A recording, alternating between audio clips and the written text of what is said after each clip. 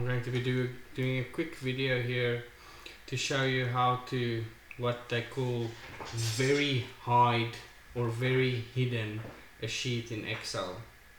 So most of you would be afraid with just the normal hiding of a sheet, where you literally just say hide. But if you want to hide it one level deeper, you can actually go to view code, right? You'll see this sheet. Here are the two sheets that I have in this workbook, and you'll see that if you look at the visibility here, it says it's hidden. Now if I want to make it very hidden, right, I just select on very hidden, shows very hidden there, and we close this.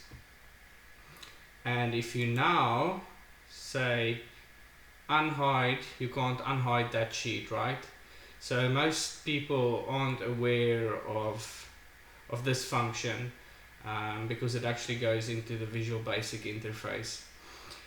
So if you want to hide a sheet that you don't want other people to see, but you still want to get information from that, that's a handy way to do it. And like I said, most people would not be able to actually find that sheet. So that's it for that.